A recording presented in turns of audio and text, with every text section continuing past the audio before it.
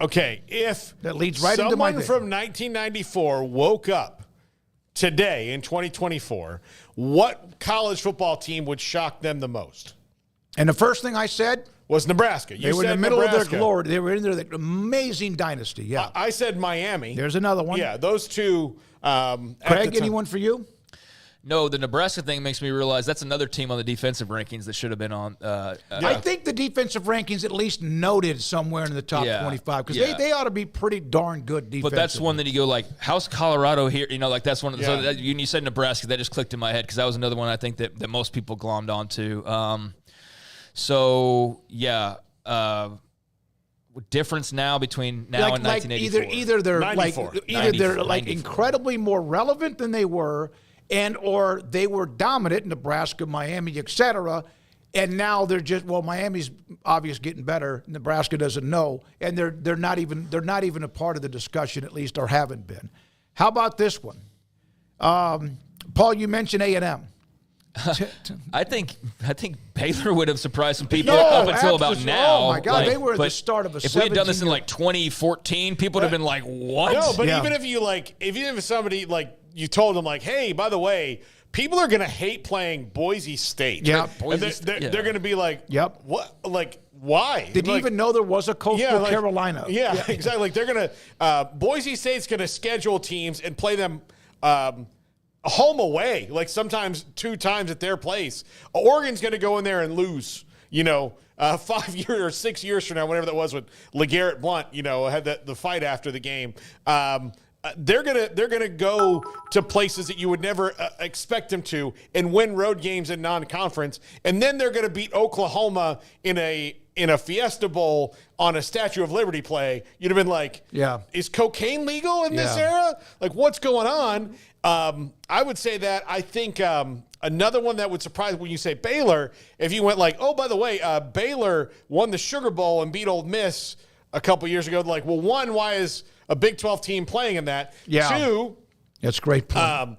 2, how did Baylor get that good? And be like, oh, well, they've had several good teams throughout the time. And you're like, but I've been asleep that long. By the way, thank you, retired stockbroker super chat. Yeah.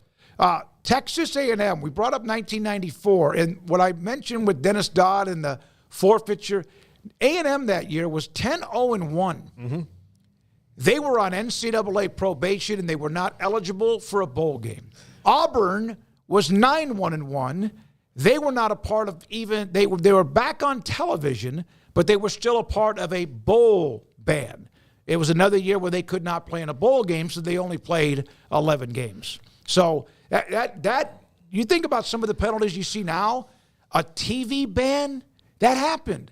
Bowl bans, that happened. You don't see that very often anymore today. Those are deadly. Yeah, the question you asked was about which program. I think the more interesting question is like the stuff around the programs because there's like I just thought about like what about Clemson? Was like no, they were winning 8-9 games all throughout the 90s and 80s and whatnot. So they're really I just went and looked at the old top 25. It's pretty much the same top 25. There's like just exceptions and maybe like teams Georgia Tech or something. Yeah, like there's teams that have sort of peaked and ebbed and flowed here and there. But I think the biggest change is not so much the programs, it's everything surrounding the programs. I mean, every facet of the game, stuff that would have gotten you the death penalty is now, I mean, Eric Dickerson and the Trans Am was like the biggest scandal. It got SMU the death penalty.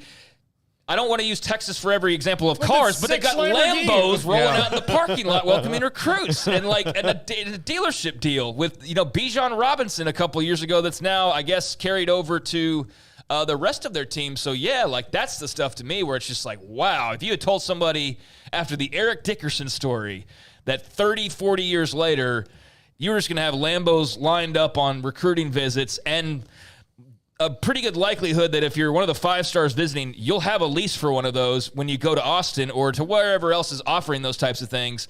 That's what I think would really blow people's minds. Well, and also they get paid. And they get paid. All of it. Oh, and they're getting revenue sharing from the NCAA and all the realignment. Hey, Arizona is going to be in a conference that doesn't exist yet with these random schools from all over the country. Cal and Stanford are going to play Wake Forest, Clemson, North Carolina, Florida State in the same conference. Hey, Paxton brought up Kansas State. They were in year 2 of back-to-back 9-win seasons. If we would have said 92 to 2022, then people would like, what? Because they were filthy bad. But that was the start of a great stretch. Snyder's second consecutive year of 9 wins, but a good one to go back about that far because they were just starting that run with Bill Snyder. Retired stockbroker. Oddly enough, that 77 Trans Am is probably worth a Lambo nowadays. Probably. It's gold, yeah. Yeah, it was gold too. Yeah, that was something else, man. But yeah, to think back on that and now where we are. Now, granted, a lot of time has passed, but I do think that's what would really blow people's minds. And maybe Nebraska, if not for the momentum rules captured here in the last year or so, that's the team that I could see getting mentioned for that, just because they were so dominant to where in 2024 it's like, can they make a bowl game? You know what I mean? But he's kind of turned the corner with them, not to where they're anywhere close to being dominant again, but they're back to respectability, and they're back to being taken seriously, at least. And that's not necessarily the case throughout the 2000s. No. After it's like Miami trounced them, and then after that, it's just been Colorado beat the living crap out of them. Yeah, but it's been kind of up and down ever since then. And the worst decade is 2010, 2020. Right. Yeah. And so now that's finally starting to turn the corner because of Matt Rule. But if they were still on that same path, then I think that would be a team that you go, oh yeah, that's definitely an answer to that question of 94 to 2024, which program surprises you most? All right. Thank you very much for those of you in the chat room. Let's see here. One other note was just the fact if you woke up today, like you guys mentioned, you guys brought up Lambos and NIL. If you woke up today and you were in a coma starting in 94, the way college football has changed would be without a question, you're right, surrounding not just who's good, because that comes and goes. It would just be hard for someone to fathom. There's a 12-team playoff that's coming on the heels of a 14 playoff that we had. There was no playoff. There was nothing close to a playoff. That's what we all dreamt of, was a playoff, and now we have it, and now we get to bitch about the playoff. But that was a never going to happen, or only a distant dream that could come true, was having a playoff. And we've not only had it, we have we're our second version of it now. So that alone would blow people's minds, I think. You can send people naked pictures on a phone? Yeah. What? Yes, you can do that as well. What? Not necessarily college football related, but maybe with some coaches it is. I don't know. Yesterday it was Pornhub and Emory. Yeah, what did the Michigan State coach get fired for? That's right. Yeah. I mean, oh my goodness. Someone mentioned that Oklahoma State in the 80s got popped in football. Oklahoma State will be prohibited in playing in bowl games for the next 3 years, banned from live TV for the next 2, lose 5 scholarships in each of the next 3. That was a 4-year ban, but that was back in 1989. So back into the early 1990s, they got slammed pretty good.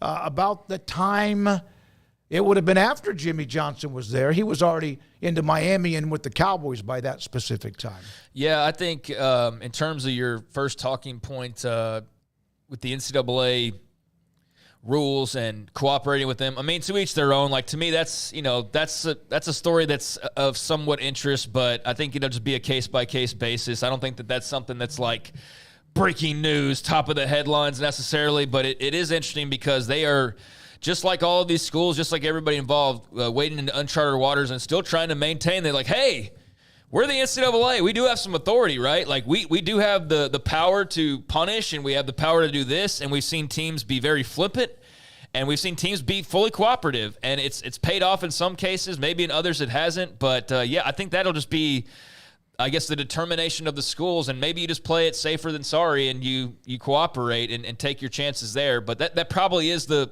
best thing to do. But I don't know how much it changes things in the grand big picture, really, compared to how schools were already sort of operating with the NCAA. A couple of other notes. Bruce Feldman is going to join us next week on a list. Remember yesterday's list about, or was it 2 days ago, the most difficult, toughest stadiums to play in? He put out a list in the top 10 in the Athletic. He's on a vacation. We'll be back with us sometime early next week to join us on his top 10. Speaking of vacation, Garrett Ross is on vacation, and he added a couple of schools who, if you were in 94 and you looked back to now, Kansas. Yeah. Oh, yeah. And UCF. Yeah, they started at 94, something like that. Hey, in 30 years, you guys are going to be in a Power 4 conference and be playing the likes of Oak State and Texas Tech and K-State and the rest, yeah, that would probably blow some UCF fans' minds back then. You're going to go from a total commuter school to one of the largest schools in the country, in the world, with a huge, gigantic alumni base. Yeah, that UCF, I don't know if there's like an educational institution that's done more in a shorter amount of time than that place has. Yeah, they've played in like 350 games, so that goes back about 30 years. That's about the timeline. Yeah, it's about. Yep, that's the timeline. I remember there was a kid. I don't know who it was from Fort Myers that played on their first team. Like it was like a big deal because he was kind of a local star, and he went and played on their first team. 1990, I think it was. Yeah, I remember. Right? Yeah, or like yeah. So I remember like him being there, and I remember we had a guy of our high school who went and played on USF's first football team. You had so many guys you played against in Florida that ended up doing pretty well. Yeah.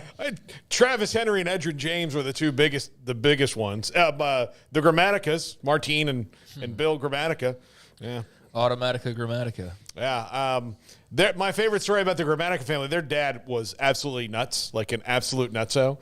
And Kicker family. Yeah, kicker family and soccer family. They were really great soccer players. One of them at K-State was really good. Yeah, that Martine, yeah. And he was the oldest one, but the youngest one was my age. Martine and Bill were older, but the youngest one was my age, and he was playing soccer against us. He got a red card and got ejected for like a illegal tackle, kind of a thing. His father then waited in the parking lot for the referee and pulled the knife on him. No. Yeah, yeah. You see that on Twitter every day now. Yeah, that was an interesting night at the thing. Like we were leaving the game, and I wasn't a player on the team; I was just there. And then they said, "Hey, you guys have to stay here for a little while." And we're like, "Why?" Well, the cops have to arrest the Grammatica's dad because he tried to stab the ref. Their first year in football was actually 1979, but it took a while for them to move up the ladder. Or I guess their first year of like Division I or something, whatever it was. Like, absolutely. But they've had some dudes, and Gus Malzahn, and that's kind of one of those teams that's kind of in the middle when you look at a lot of the predictions that really could be a lot of fun to watch, but also might be just a little bit better, maybe even more than a little bit better now that they've experienced that first year in the Big 12. The top 10 teams in 94, how many of these have changed? Nebraska. That's changed. Penn State. No. Colorado. Yep. Florida State. Nope. Alabama. Nope. Miami. Yeah. I'd say give them the benefit. they're definitely not 94 Miami, no. All right. Florida. I mean, not like just the last couple years. Three of the seven were in Florida. That's that was the peak. Yeah. That was in the peak. The early 80s until like 2000 or so. When they could still keep all the players there. Texas A&M still competitive in that. Yeah. Auburn. Yeah. Oh, I didn't think Utah at 10. Yeah. Wow. And they were part of the Western Athletic Conference, and there's a lot of the teams that you would expect a part of the top 25, but they weren't in the top 10. That's changed about 3 schools that are not part of that discussion, at least as of right now, or trying to get back to there.